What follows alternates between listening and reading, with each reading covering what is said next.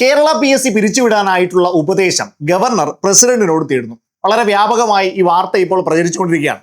അങ്ങനെ ഗവർണർക്ക് കേരള PSC പിരിച്ചുവിടാൻ സാധിക്കുമോ? അല്ലെങ്കിൽ ആർക്കെങ്കിലും കേരള PSC പിരിച്ചുവിടാനായിട്ട് പറ്റുമോ?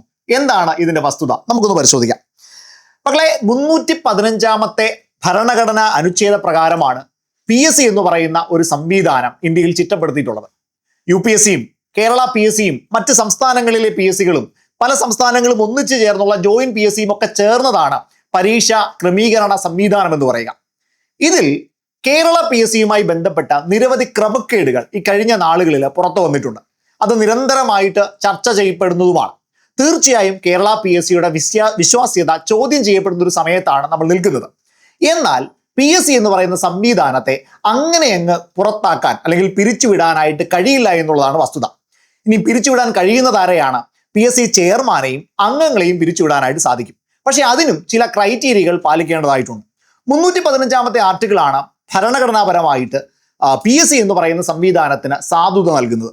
316ാമത്തെ ആർട്ടിക്കിൾ പ്രകാരമാണ് PSC അംഗത്തെ, അതായത് PSC ചെയർമാനെയും അംഗത്തെയും ഒക്കെ നിയമിക്കുന്നത്. UPSC ചെയർമാനെയും അംഗങ്ങളെയും നിയമിക്കുന്നത് പ്രസിഡന്റ് ആണ് എങ്കിൽ കേരളത്തിലും മറ്റ് സംസ്ഥാനങ്ങളിലും PSC ചെയർമാനെയും അംഗങ്ങളെയും നിയമിക്കുന്നത് ഗവർണറാണ്. എന്നാൽ റിമൂവ് ചെയ്യാനായിട്ട് 317ാമത്തെ ആർട്ടിക്കിൾ പ്രകാരം പ്രസിഡന്റിന് മാത്രമേ സാധിക്കൂ. അത് സംസ്ഥാനങ്ങളിലെ കേസായാലും UPSCയിലെ കേസായാലും പ്രസിഡന്റിന് മാത്രമാണ് ചെയർമാനെയും അംഗങ്ങളെയും റിമൂവ് ചെയ്യാനായിട്ട് സാധിക്കാം. ഇനിയും റിമൂവ് ചെയ്യുന്നതും അങ്ങനെ അങ്ങ് റിമൂവ് ചെയ്യാൻ കഴിയില്ല. അതിന് ചില മാനദണ്ഡങ്ങൾ പറയുന്നുണ്ട്. പ്രധാനമായും 2 തരത്തിലാണ് റിമൂവ് ചെയ്യാനായിട്ട് കഴിയുക. ഒന്ന്, കോടതിയുടെ അഡ്വൈസിന്റെ അടിസ്ഥാനത്തിൽ റിമൂവ് ചെയ്യാം. 2, നോർമലി പ്രസിഡന്റിന് റിമൂവ് ചെയ്യാനായിട്ട് സാധിക്കും.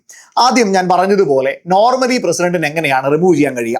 അതായത് ഒരു PSC ചെയർമാനോ അംഗമോ ഇൻസോൾവന്റ് ആണ് എന്ന് തെളിഞ്ഞാൽ പ്രസിഡന്റിന് അദ്ദേഹത്തെ പുറത്താക്കാനായിട്ട് കഴിയും. അതായത് ബാങ്ക്രപ്സി ഉണ്ട് എന്ന് തെളിഞ്ഞാൽ അദ്ദേഹത്തെ പുറത്താക്കാനായിട്ട് കഴിയും. രണ്ടാമത്തേത്, അദ്ദേഹം ചെയർമാനോ അംഗമായോ ഇരിക്കുമ്പോൾ തന്നെ മറ്റേതെങ്കിലും പ്രോഫിറ്റബിൾ ആയിട്ടുള്ള കാര്യം ചെയ്യുകയാണെങ്കിൽ, മറ്റേതെങ്കിലും ജോലി ചെയ്യുകയാണെങ്കിൽ അദ്ദേഹത്തെ പുറത്താക്കാനായിട്ട് സാധിക്കും.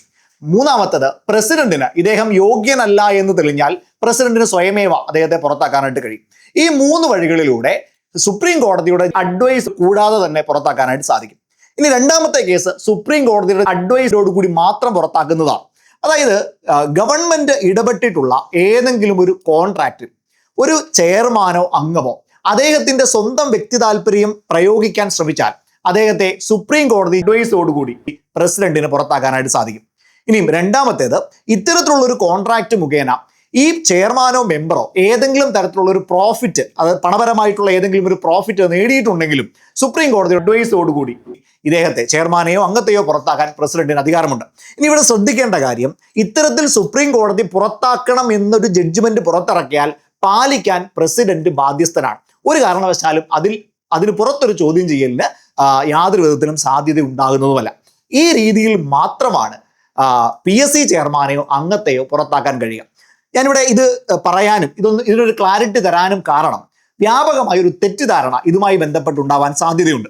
കുട്ടികൾ പാനിക്കാവാനുള്ള സാധ്യതയുണ്ട്. അയ്യോ, PSC ഇനി പിരിച്ചുവിടാൻ പോവുകയാണോ? ഒരുപാട് എക്സാമുകൾക്ക് വേണ്ടി കുറേ നാളുകളായിട്ട് ഞാൻ പഠിച്ചുകൊണ്ടിരിക്കുകയാണ്. അപ്പൊ ഇനി എൻ്റെ ഈ എക്സാമുകളൊന്നും നടക്കുന്നില്ലേ, അല്ലെങ്കിൽ നടക്കില്ലേ, ഞാൻ പഠിക്കേണ്ടതുണ്ടോ എന്നുള്ളൊരു ചോദ്യം സ്വാഭാവികമായും നിങ്ങൾക്ക് തോന്നാം.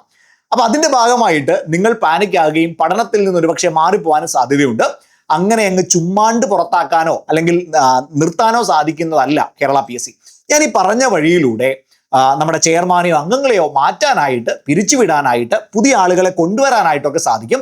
അത്തരത്തിലുള്ളൊരു നീക്കം ജാർഖണ്ഡിൽ പരീക്ഷാ ക്രമക്കേടുമായി ബന്ധപ്പെട്ട് ഉണ്ടായപ്പോൾ അവിടുത്തെ അംഗങ്ങളെയും ചെയർമാനും സ്വയമേവ പിരിഞ്ഞു പോവുകയാണ് ചെയ്തത്.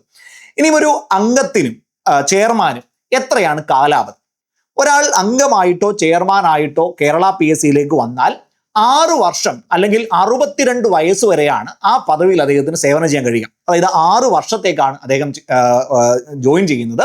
ഇനിയും അതല്ല എങ്കിൽ 62 വയസ്സ് എപ്പോൾ പൂർത്തിയാകുന്നോ, ഇതിൽ ഏതാണോ ആദ്യം എത്തുക അപ്പോഴാണ് അദ്ദേഹത്തിന്റെ കാലാവധി പൂർത്തിയാകുക. ഈ രീതിയിലാണ് കേരള PSC ഉൾപ്പെടെയുള്ള PSC സംവിധാനം ചെയ്യപ്പെട്ടിട്ടുള്ളത് എന്ന് മനസ്സിലാക്കുക. നിങ്ങൾ പാനിക്കാവാതെ തുടർന്ന് വരുന്ന ഓരോ പരീക്ഷകൾക്ക് വേണ്ടിയിട്ട് പഠിച്ചുകൊണ്ട് തന്നെ ഇരിക്കുക. കാരണം നിലവിലത്തെ സാഹചര്യത്തിൽ പല ക്രമക്കേടുകളും ഉണ്ട് എന്നുള്ളത് വസ്തുതയാണ്. സൂപ്പർ നോട്ട്സും ഇതിനെ പലതവണ ചോദ്യം ചെയ്തിട്ടുള്ളതുമാണ്.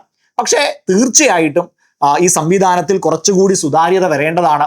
എന്തെങ്കിലുമൊക്കെ ക്രമക്കേടുകൾ വന്നിട്ടുണ്ടെങ്കിൽ അവർ ശിക്ഷിക്കപ്പെടേണ്ടത് തന്നെയാണ്. അതിൽ യാതൊരുവിധ തർക്കവുമില്ല.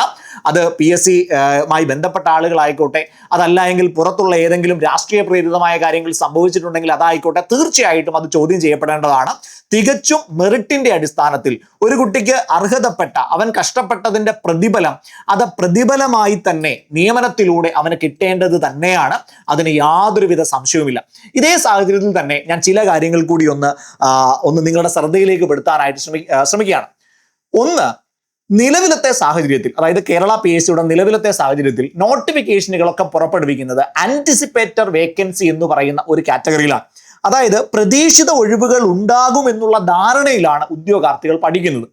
സർക്കാരിനോട് വെക്കാനുള്ളൊരു നിർദ്ദേശം ഇത് മാത്രമാണ്: കൃത്യമായിട്ടുള്ള വേക്കൻസി റിപ്പോർട്ടിംഗ് സംവിധാനം കൊണ്ടുവരിക.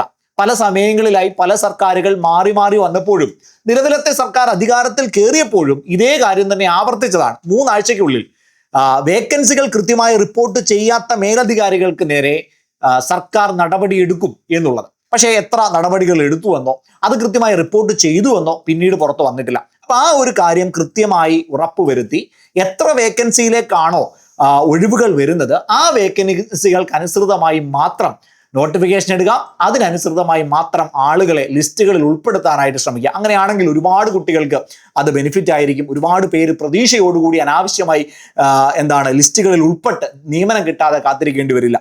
അപ്പൊ ആ ഒരു കാര്യം കൂടി സർക്കാരിന്റെ മുൻപിലേക്ക് വെച്ചുകൊണ്ട് ഞാൻ അവസാനിപ്പിക്കുകയാണ്. അപ്പൊ നിങ്ങൾ പാനിക് ആവണ്ട, സമാധാനമായി പഠനം തുടർന്നുകൊണ്ടേയിരിക്കുക.